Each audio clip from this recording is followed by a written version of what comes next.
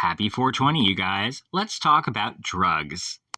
So, I had to badger a guy on Facebook recently, which I don't like doing, and in fact I threatened him with posting this very article in order to drive home a point about judging others, but it was for the greater good, and I'm very happy to say that it had a great ending, well, for some of us at least. For those of you who are reading or listening to this, and you have read the title, you've grabbed your popcorn, I hope you're expecting to see a keyboard smackdown of your right-wing uncle, but I'm sorry to disappoint, maybe next week, I promise. This piece is about judging others for not meeting our own personal moral standards or behaviors, and that's why probably never a good idea. But first, a little background. Let my people use, says Moses. It's the only way they might stop. Yes, let my people use. We have it pretty well in the Pacific Northwest. We are the last bastion of progressivism in the age of Donald Trump. Full equality for we the gays with a trademark logo. Death with dignity laws, legal marijuana, and governments that are keeping it, Trump or no Trump. The right to choose enshrined as rights of the people in our constitutions, and awnings over sidewalks built into design plans of most new buildings by default because it rains here. And places where, you can use drugs without consequence that are being used as a way to combat drug addiction. And that's working. No, we're not talking about weed this time. Having started in Vancouver, British Columbia, Seattle will soon be the second city in the Pacific Northwest and Greater Cascadia, and the first in the United States to host its own version of Insight. The Insight program is a series of places where drug users can go to have access to clean supplies like needles and rigs, and where they can test the drugs that they have purchased on the street for purity, and where they can use their drugs in sterile environments and under medical supervision to minimize risks of overdosing, self-injury, and the spread of bloodborne illnesses. Insight is free to the public to use, and users looking to utilize its resources pay nothing out of pocket. The program is donation and also privately funded. It's funded primarily by the BC government, by the City of Vancouver, and by Health Canada, and through donations of various organizations, nonprofits, and private individuals. The program is privately administered by Vancouver Coastal Health. Drug counselors are also on hand to offer assistance in helping users find safer ways to use drugs or to minimize the risk of harm to themselves or others, and for providing resources to help users manage their use better, reduce their use, or cease their use altogether, but only when the user is ready. Sound crazy to you? It might, but it's certainly working. According to statistics collected by the Government of British Columbia, currently 60% of injection drug users that use Insight later return to voluntarily seek treatment with use reduction or cessation. And of that 60% of opioid users, there is an 80% success rate in successfully getting them off of the needle entirely 2 years after their initial cessation. No, that's not a typo. Insight has an 80% success rate in getting their returning users off of drugs. Good information to know as we here in Seattle begin to set up the groundwork for our own Insight program, even if federal law forbids it. Selling drugs in or around Insight locations is illegal, and dealers can be prosecuted for attempting to do so. But for end users, however, Insights are a green zone of use where they are free to use as they wish, free from the threat of arrest and from the judgment of others. Medical personnel and counselors that work at the site follow a strict no-judgment rule, seeing patrons as patients and human beings deserving of respect and dignity no matter what. Marty's story. I didn't think it was ever going to happen for me, said Marty, a former heroin user from the Bellingham area in Washington, just south of the BC border, who has used Insight before. He credits the program with saving his life. Although enthusiastic to contribute to this article, he asked not to be identified by his real name for fear of his very strict Mormon family in his native Utah finding out about his past use, whom he says would never understand. A user for over 2 years, Marty says that he used with such frequency that he would grow abscesses on his skin. It happens if you hit the same spot a few times, Marty told me over Skype. I ran out of veins to stab and places to stab them. I even tried to hit underneath my fingernail once, and it didn't turn out too good for me, he said with a melancholy chuckle. Although he was a multiple times daily heroin user, Martin has been completely heroin-free for over a year and a half, having taken his last hit after he made his third trip to Insight in late 2015. Today, having reclaimed his life, Marty is an activist for greater compassion toward users and works at an organization that helps users get off of the needle. He is also about to complete his Master of Divinity degree, and he hopes to become a minister. Why didn't he just pursue help sooner? Judgment. Straight up, dog. Motherfucking judgment, he said, in an instant reply. You go to the doctor, and they treat you like a junkie, and I never wanted to be a junkie, even if I was one, and I just didn't want to look in the mirror and see it. Everyone, family, friends, can't go to them because you're hiding it from them. And your heroin friends, they don't want anything to do with you other than to shoot up more heroin. Who do you go to for help when you don't want anyone to know because they'll make you feel like you're the scum of the earth for even existing and seeking help in the first place? Why would you ever want to go for help? He continued. Sure, you'll get their help, he said, only after they make you feel even lower than you already feel, and lecture you, belittle you, and interrogate you first. Plus, they'll call the cops on you at any moment, and you know how cops are. Even if you've done nothing wrong, they don't care. They ain't there to help you, just nail you. They'll threaten you with giving up all of your friends, all because you went and told a suit, in other words an authority figure, that you were ready to get off of junk. And even if you are strong enough to be honest with yourself and face their judgment, Martin said, and go through their treatment and get off of it, the second when you walk out of that clinic, snitches still get stitches, so you end up going right back in. I asked Marty if his experience meant that drugs are bad for everyone, and when is it acceptable to use drugs, if ever? Marty is a parent. I tell my kids, he said, you do you. You do what's best for you. I don't tell them not to use drugs. I tell them what can happen if they abuse drugs. There's a big diff. They are going to eventually put a pipe in their mouth, whether that's weed, meth, tobacco, whatever. I view my job as to teach them how to recognize themselves if they ever get out of control, because not everybody does. Best I can do is tell people how to be safe about it and give them a hand in getting help if they ever need it. And as for whether or not it's acceptable for responsible adults, sobriety is great. You know, if everyone were to do it, but the fact is, there isn't anyone alive today, I think, that lives a completely sober life. We need to recognize that about ourselves and admit that we are all people who dabble, even if it's just once, he said. Heroin, man, that shit is just fucking poison. But most of us today aren't on heroin. We're on coke. We're on speed. And we're on Molly. And we're vaping. We're drinking. We're smoking weed. If they, responsible adults, do it, if they do it socially, if they got control in their lives, then that's their business, not mine, he said. It's about control and whether or not you got it. Not about staying dry. Adrian's story. This is the guy. Sorry, having a conversation about this guy with Anthony. I wrote this. One of Adrian Beitler's Facebook profiles was captioned, "All I ever wanted was the world. I can't help that I want it all," as he posed in a California t-shirt with his car in Bethlehem, Pennsylvania. I've always been strong enough to stand on my own, and if somebody mistreats me or is undeserving of being in my life, I simply kick them out. I've also consistently surrounded myself with strong, kind, and successful people who always have my back, Adrian Beitler of Lehigh County, Pennsylvania, told me after asking me how I entered into homelessness during discussion on Facebook, of which this article is the result, about drugs, drug users, and the morality of use. Adrian calls himself drug-free and proud to be. And not only that, he wishes for everyone to be drug-free and proud to be. Everyone, both within and outside of his sphere of influence. Actually, he insists upon it.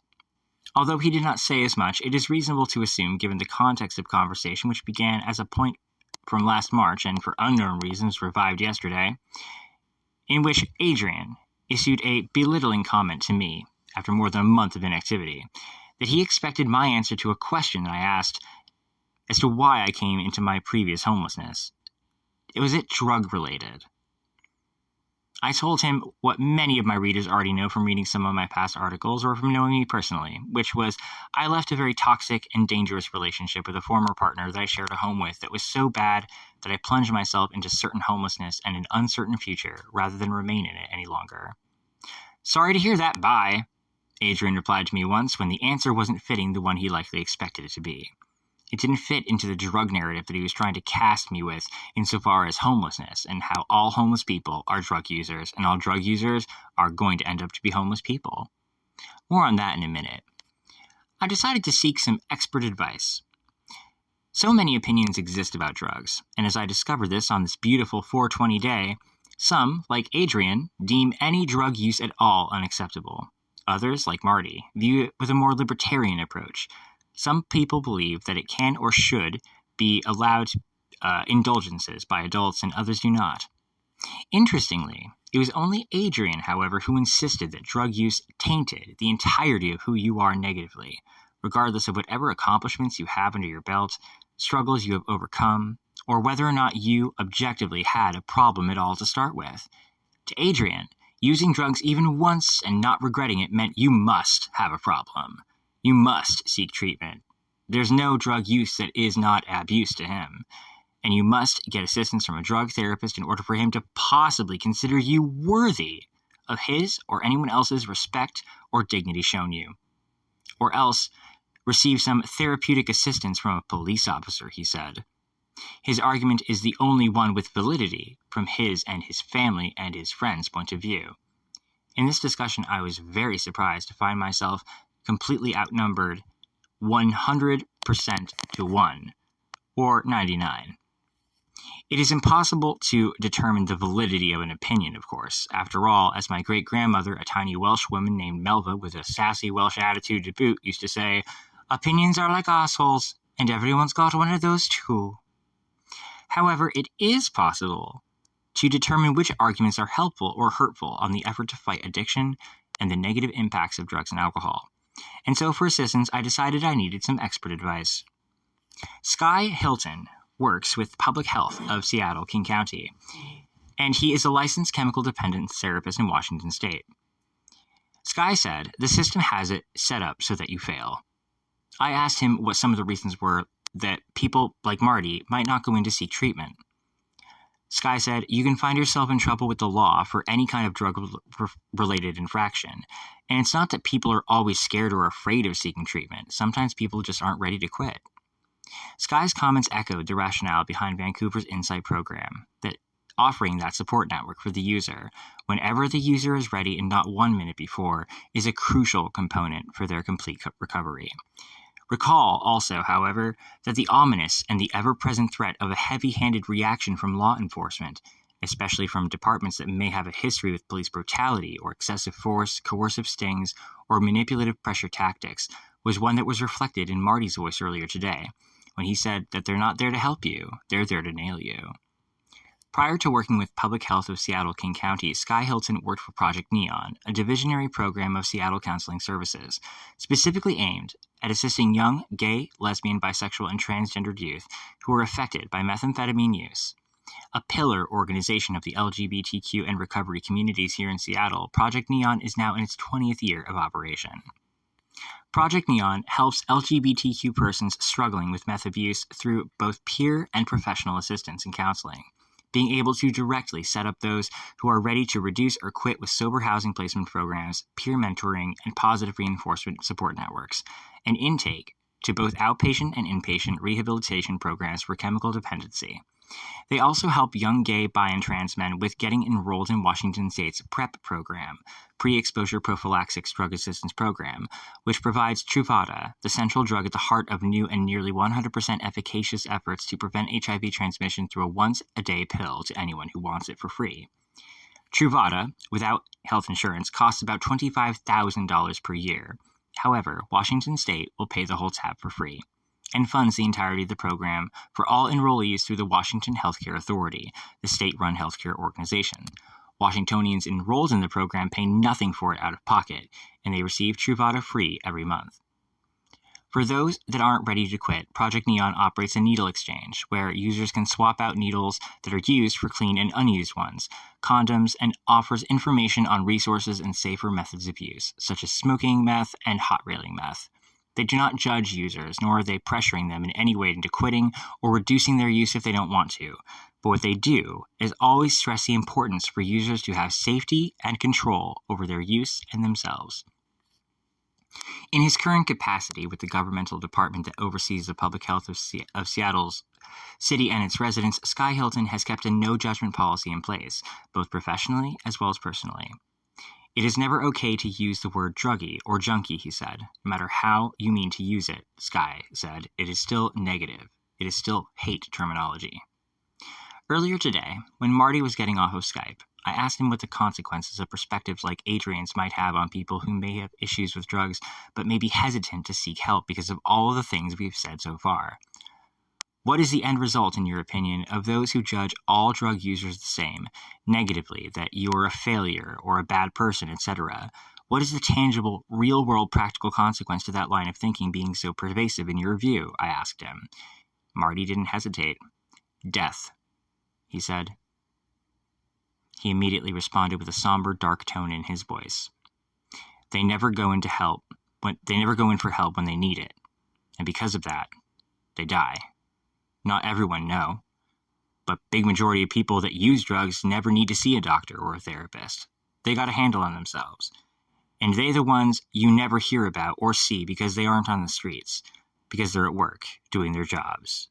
But for those that have a problem, and that's a lot of people, that mindset of stigma causes death. Silence equals death, he said. And in that, there was no question in my mind. Overdose, HIV, it doesn't matter how you died, you're still dead. Casey's story. Your intrepid writer, me, at a rave here in Seattle, Washington from March of 2017, having a great and sober time at the Get Happy party at the Fred Wildlife Refuge in Capitol Hill. Photo credit, Mac Raffin Photography. Hey look, it's me! During the comment thread that prompted this article, I declared myself to be open and honest about myself, my life, and admitted that I, being a former raver and happy hardcore for the win, have done everything but the injectables, and I have therefore used drugs recreationally. Although unlike Marty, I have never before used heroin or opiates. That's not my style.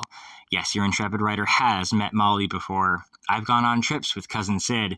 I've won an incredible game of table tennis once after enjoying a taste of Coca-Cola, and even gobbled a few mushrooms like Mario. But for the most part, that was part of my younger years. If I could have fun with it, you name it, I probably did it. These days, at the age of 30, although on rare occasion I may indulge in so-called party drugs, if the mood should strike me, I almost exclusively use drugs for spiritual enlightenment.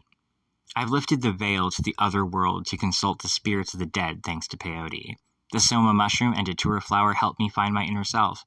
Ergot, which is grown from rye bread, helped me confront my innermost darkness thanks to that experience, and I found I had the drive to address almost all my personal demons. The near-death-like experience that DMT gives a person can plunge you into your own personal underworld, or even a hell of sorts, which you are expected to pick yourself out of and return from on your own, with power and lessons learned, stronger for having done so. I did, and it allowed me to love myself again for the first time in years. I am not ashamed to say that I know what it is like to be sucked into a washing machine universe with saliva or salvia divinorum, and I've made incredible art thereafter when I put paintbrush to canvas. And as I write this, I have a San Pedro cactus hanging out and growing in my living room that I will eventually turn into ayahuasca, considered to be sacred medicine by the Amazonian spirit workers and healers, and the ayahuaceros, to attain a gnosis and equilibrium between myself and the universe around me. Coincidentally, these two things are unlawful to possess in Adrian's Commonwealth of Pennsylvania, but are somewhat legal in my own home state of Washington. All of these things I have done, and what's more, I enjoyed them too. Yes, and during this conversation with Adrian and his small but super aggro cabal of anti-drug zealots, I argued that not all drug users are necessarily drug abusers, and that some who use can do so as responsible adults. As Washington state voters agreed, and since 2012, marijuana users, thanks to I-502 when that was passed into law, legalized marijuana and birthed our state's booming marijuana industry. Such adults, I argued, can find success, happiness, and fulfillment in life not in spite of drugs, but regardless of their drugs and their chosen vices, provided that they get their shit done, comport themselves well in public and in private, and don't allow it to consume or dictate their lives, and above all, do so with class and a certain dignity. Adrian disagrees with that opinion quite strongly, and he calls himself anti-drug, period. His commentary could be more accurately described as anti-drug user rather than anti-drugs, as his opinions on the subject were more about the people affected by drugs, positively or negatively, than they were about drugs in general. His views are very pointed on the subject, no pun intended. Users may understand the pun there. People that use drugs are doing it to escape some pain in their lives, he said, fill some hole in their hearts, or make up for some personal failing. Those that aren't, I asked? They don't exist, according to Adrian. Adrian's ethos is, I feel this way, so everyone else should feel this way, right? Adrian says that he feels this way due to several of his closest friends and acquaintances having struggled with drugs in the past, which he cites as proof that, in his own myopic view, there cannot possibly be any other reason for a person to use or consider using drugs that isn't negative. Apparently, the phrases, everything in moderation, and some people may enjoy it, never entered into the mind of the young manager, who works for a successful and small corporation local to Eastern Pennsylvania, subsidiary of Kroger. Drugs are the only vice that Mr. Beitler takes issue with other people doing.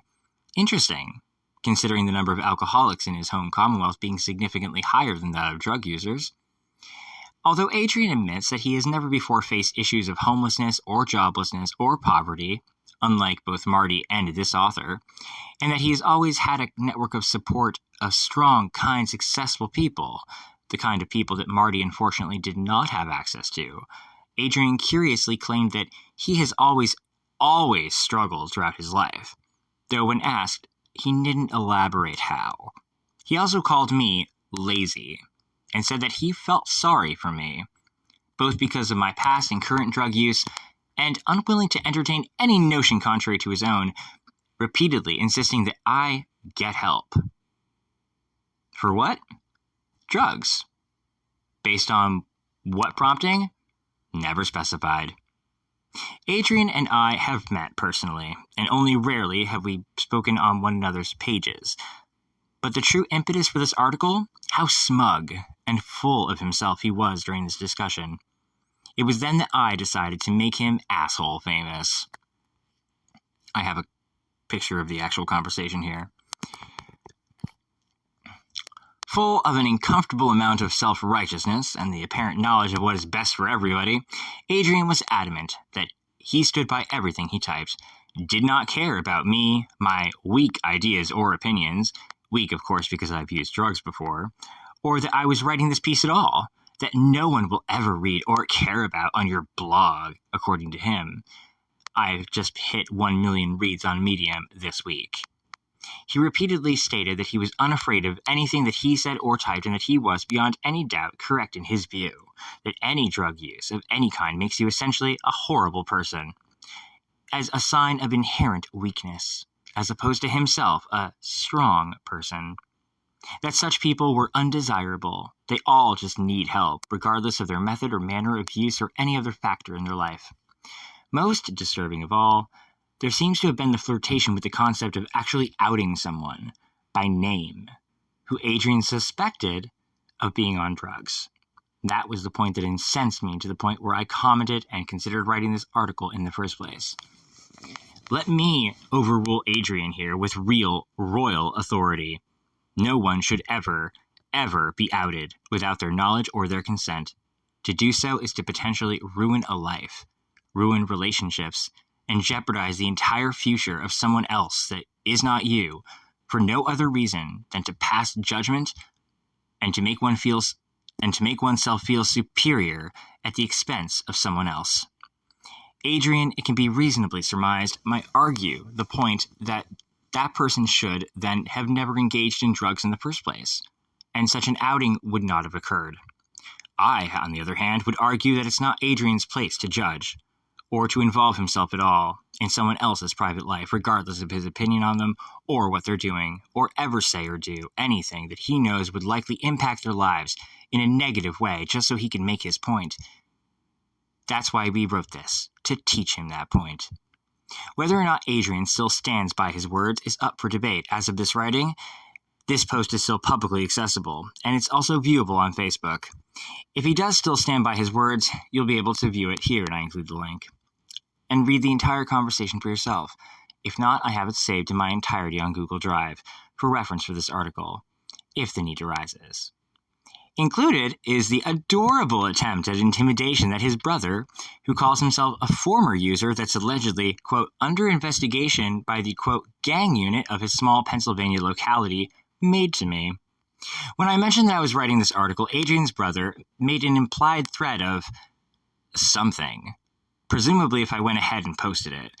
What that something was, I'm not quite sure. But when I asked if he was attempting intimidation, he told me I could take it however I liked. What are you doing? Says Andy Beitler. Casey Evans. I'm using my major city readership base, now past 1 million reads, to teach Adrian a lesson in judging books by their covers and writing an article based on this common thread to make sure his judgmental attitudes toward people that use drugs is made asshole famous. Andy Beitler says to me, yo, don't forget to include me. I'm judgmental towards drug users, and I'm a retired drug dealer that is currently being monitored by the intensive gang unit of the Lehigh Valley. Is that supposed to be intimidating, I say? You take that however you want it. Andy Beitler, I take it with a laugh. You have no power here, dear, as Glinda once said. I mean, come on, the baddest ass of Who Gives a Fuck Pennsylvania is like being the toughest kid at the homeschool. I was really proud of that line. I suppose that tactic must work in some more provincial quarters amongst provincially minded people, but certainly wouldn't work in Seattle. And so after I laughed hard enough to spit my coffee out of my mouth in the most pathetic attempt at appearing to be a badass as I've literally ever seen, put on my come at me bro face and told him that being the baddest ass in Who Gives a Fuck Pennsylvania was the equivalent of being the toughest kid at the homeschool. Why did I say that? Because it is.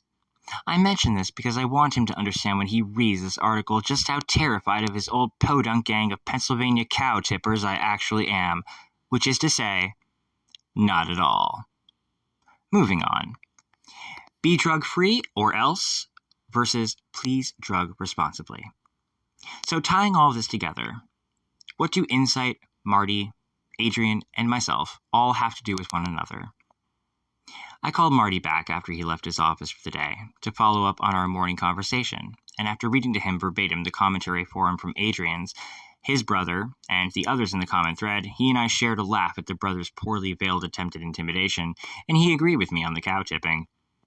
Other than that one bright moment, Marty's feelings on the comments could politely be described as complicated.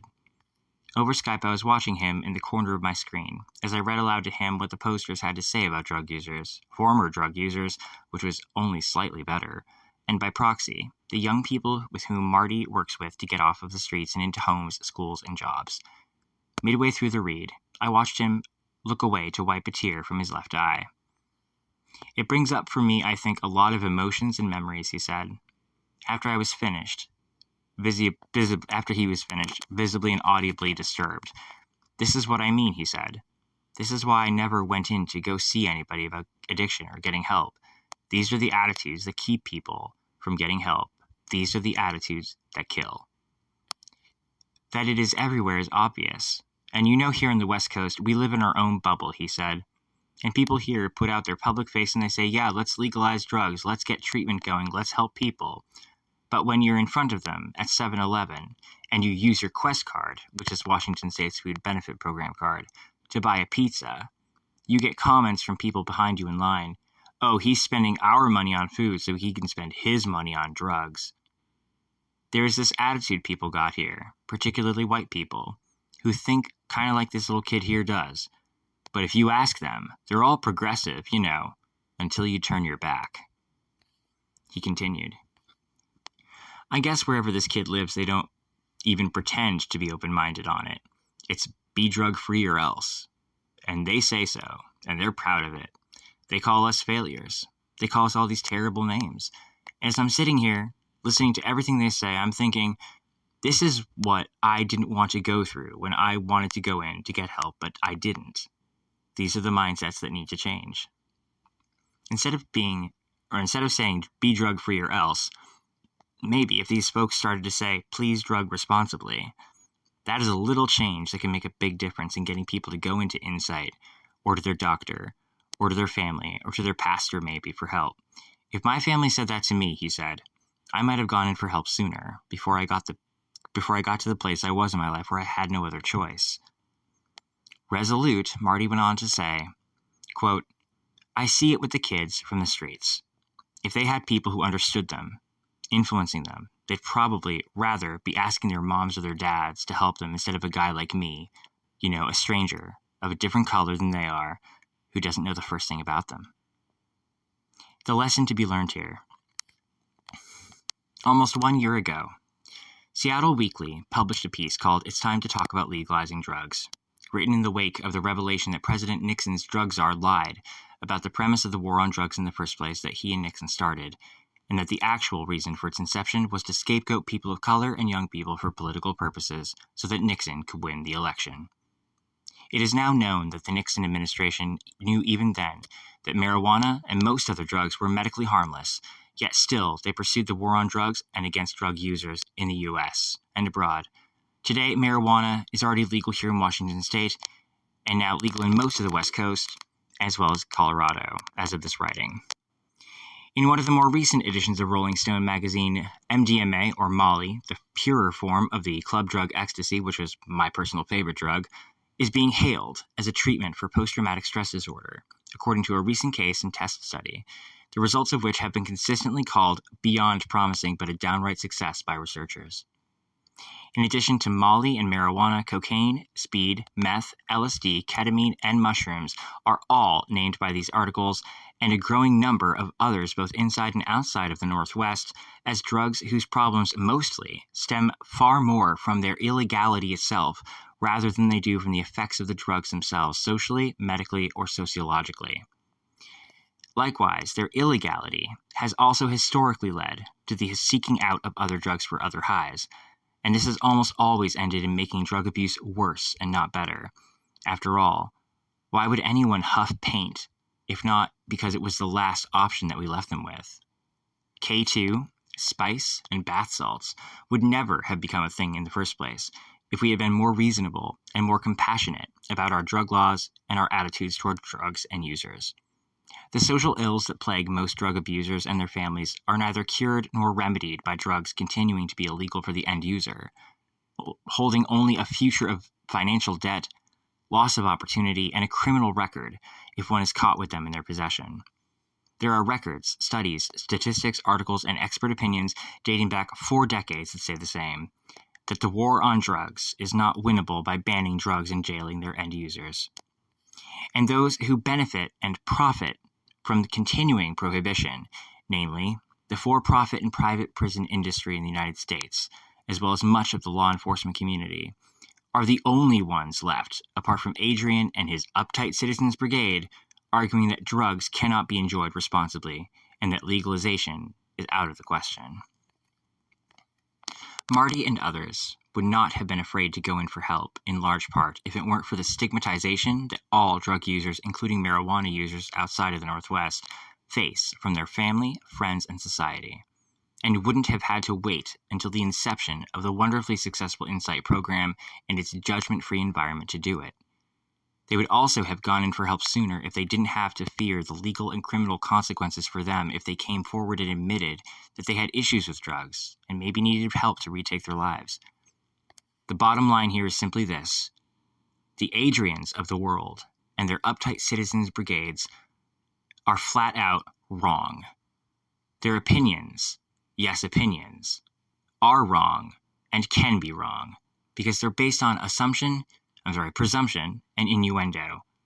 And they are the result of 4 decades of misguided social laws spurred by a lie, which caused the very problems that they were purported to have been put in place to solve and prevent. More to the point, the result of perspectives like those are, put simply, stigma equals death. Adrian judges books by their covers, and the purpose of this article was to teach him that lesson that he should have learned in pre-K from some singing Muppet on public television, and knock his smug attitude down a peg or two into something resembling humility. But really, the lesson is for us all. We must recognize that there is a major difference between someone who uses drugs and someone who abuses drugs. Using drugs, in and of itself, does not make you a bad person. It makes you fun. It does not make you a failure. It does not mean that you are compensating for any personal failing or trying to escape something negative about your life. If you enjoy drugs, then you enjoy them, baby. You use them responsibly. And be objective enough, please, to know your limits. Surround yourself with cool people and nice people who will serve as your friends and personal check against overdoing it. And as always, be classy. Abusing drugs does not make you a bad person either. And asking for help is not a sign of weakness nor failure. And when you're ready to seek help, if you are ready, and if you need help, and not everybody does who uses drugs, seek help for yourself only if and when you need to, and on your own schedule. To do it at the behest of someone else, or at someone else's order, even judicial, has almost always statistically ended in failure and relapse.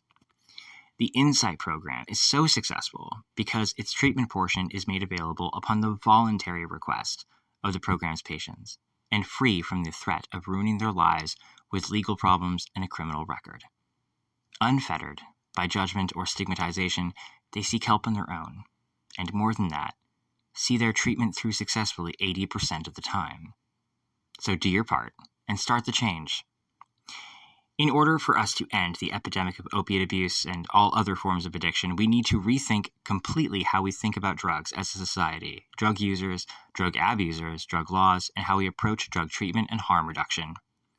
I agree with and I endorse Seattle Weekly's article as guidance and the idea that all drugs should be at the very least decriminalized for end users across the board, something that is now the case in Washington state, and that most of the drugs that I've mentioned and even done in this article, with the exception of heroin, should be legalized in some fashion, just in the same way that we legalized marijuana. If marijuana users did not come forward about marijuana all those years ago and showed the real picture of what most marijuana users looked like, beyond the stereotype portrayed by media and by those who could not control themselves, it never would have been legalized in 2012.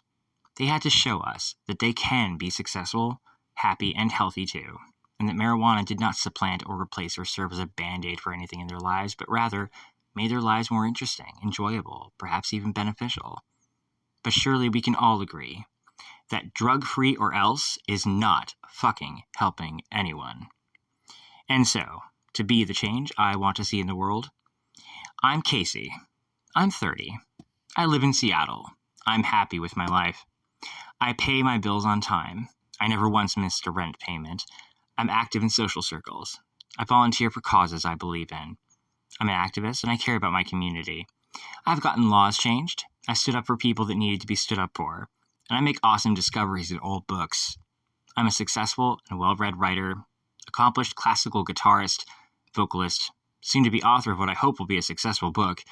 I live in the city that I love, in my own apartment, with my awesome and appropriately black-coated cat Sebastian, and I'm doing what I love and living my dream.